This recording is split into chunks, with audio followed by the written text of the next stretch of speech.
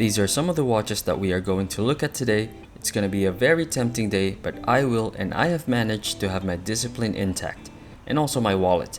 Our first stop is Omega. We are going to have a closer look at these watches in a little bit, because these are also initially what I was just going to look at, but I got drawn into the other ones. So our first one is the Seamaster Aquaterra. This one is the 38mm version. According to Omega's website, this has a 45.1mm lug-to-lug distance, which is a huge plus for my 6.5-inch wrist, 12.3mm of thickness, and a not-so-friendly 19mm lug width. And we all know why. It's not that 19mm is hard to find, it's just that when you get an extra 19mm strap, you won't be able to use it on the rest of your 20mm lug width watches. And I do think that this wears so well on my wrist. And unless you are wearing the watch yourself, you really won't be able to tell immediately that this on my wrist now is the 41mm version of it.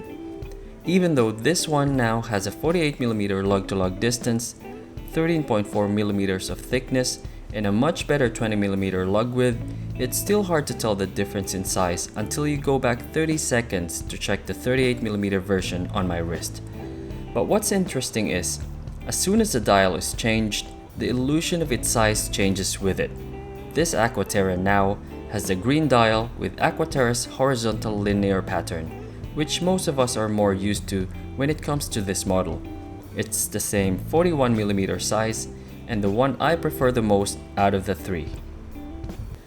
And now the Seamaster 300M. I've always looked at this as too big, that I cannot pull it off with my meager 6.5-inch wrist. It is still big at 42mm in diameter, a staggering 49.7mm of lug-to-lug distance, thickness of 13.8mm, and lug width of 20mm. But hear me out. I think aside from this one not having the date function and having a slimmer wave pattern, it's still identical to the previous 42mm Omega Seamaster 300M. However, I really do think that this wears a lot better than its older brother. There has to be something else that's different here. If anyone knows, can someone tell me? Am I just trying to convince myself that it wears better, so I'll have an excuse to buy it? Anyway, if I ever get this watch, it might not be on this mesh bracelet. It's just not meant for smaller wrists. There's too much excess bracelet, and I find it too stiff and the clasp is too thick. Now this one right here is the titanium bronze gold Seamaster. See what I'm talking about when there's a sudden visual size difference when a brighter color is introduced? Well, with this one, it's also a sudden spike on the price. It's the exact opposite of its weight at 109 grams. This thing is almost nothing on the wrist. I'd be scared to wear this, then suddenly forget and just bang it everywhere. But it is an interesting color combination, interestingly beautiful. And just for size comparison, this on the left is a 43.5 ceramic Seamaster. Doesn't look big on my palm, but I didn't even dare to try it on. And tell me these two doesn't look perfect together. For me, the slimmer wave pattern of the Seamaster matches it closer to the Speedmaster's dial. Stainless steel case, black dial, white hands and indices. This can be a 2-watch collection. Would anyone agree? And here's a real big watch, the ceramic Speedmaster Dark Side of the Moon. This one is too good looking not to try. The intricate detail of this watch is mesmerizing. I do want to own one of these one day, just as like a trophy watch. And for the real reason why I visited Omega, the Speedmaster Pilot, coming in at 40.85mm in diameter, 49.6mm of lug-to-lug distance, chunky 14.7mm of thickness, and 20mm lug width. What made me think of checking this out was because of its automatic 9900 movement, because sometimes I get tired of my Speedmaster's manual movement and I start thinking of having an automatic Speedmaster that is at least wearable on my wrist. And boy was I wrong. The Speedy Pilot, even though it's only close to 41mm in diameter, the tall case due to its movement and the lack of curvature and longer lug-to-lug makes this a bit uncomfortable on my wrist. But everything else about the Speedy Pilot is spot on. I love the stainless steel case that seems to be brushed, but apparently it's not. But it has this titanium brushed look which makes it subtle looking, which I think suits the whole Pilot theme of it. The play on the collar is fun to look at. I even love the wider and flat hour hands. The dial looks grainy, almost grayish in color. And the bracelet just flows on your wrist, and looking at it side by side the Speedmaster, it looks so much closer to the size of the Seamaster 300M. And I do think that this is all because of that lug design and distance. But just like the Dark Side of the Moon, I'd love to own the Speedy Pilot as a second trophy watch, cause why not? And out of these two, purely basing on how it wears on my wrist, I would go for the Seamaster 300M, the perfect partner for my Speedmaster.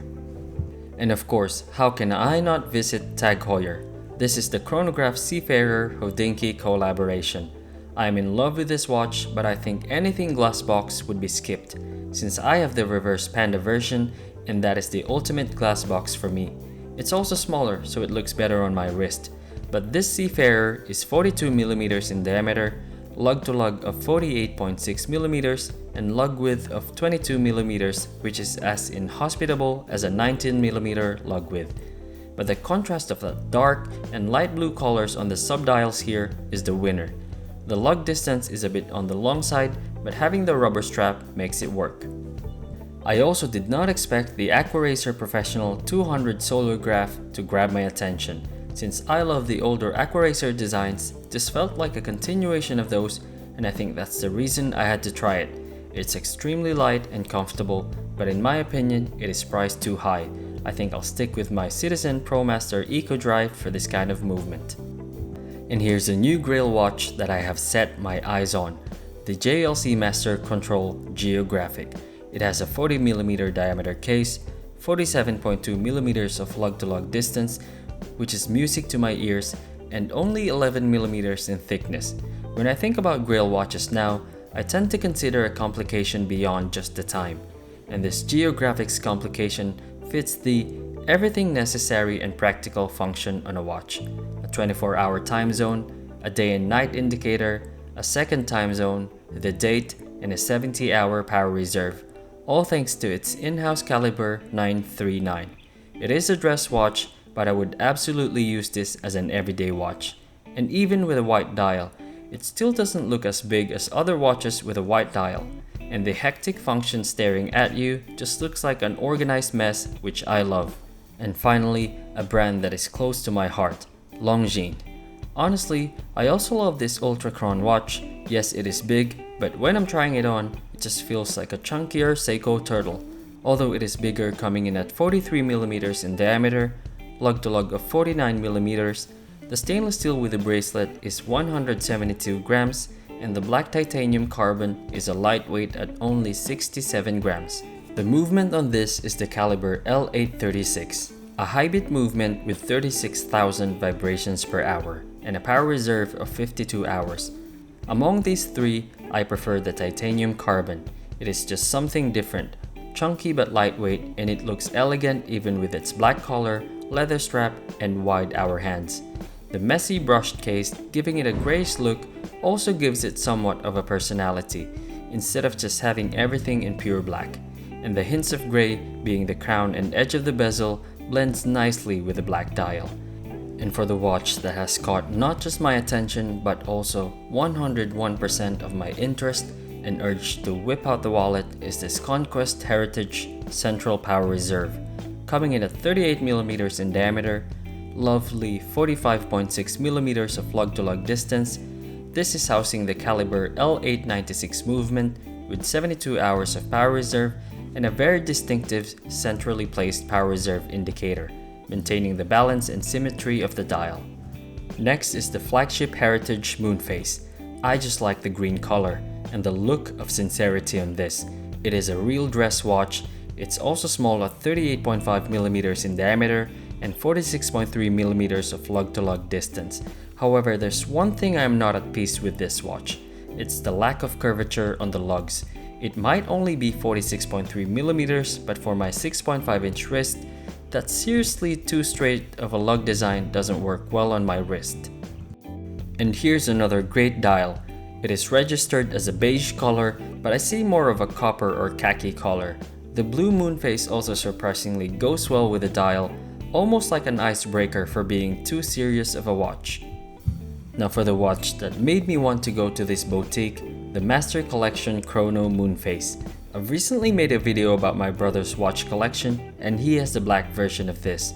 and that sparked my interest because of its complication. It is such a good value for money, with this watch coming in at 40mm in diameter and 46.7mm of lug-to-lug distance. It is without a doubt in the to consider list. Another watch that made it to the to consider list is the Spirit Zulu Time Titanium.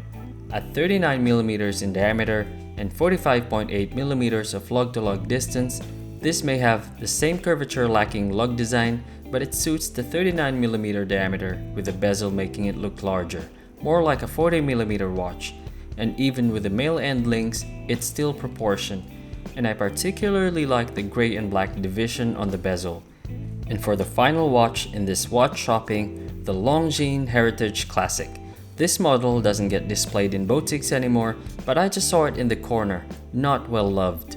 But I do think this is one of Longines' unrivaled classic watch. If I didn't have the white version of this would be at the top of the to consider list, but I am lucky enough that it was given to me as a gift. This has the same dimension as the Heritage Moonface, but with a practically curved lug design. But which watch made it to your to consider list?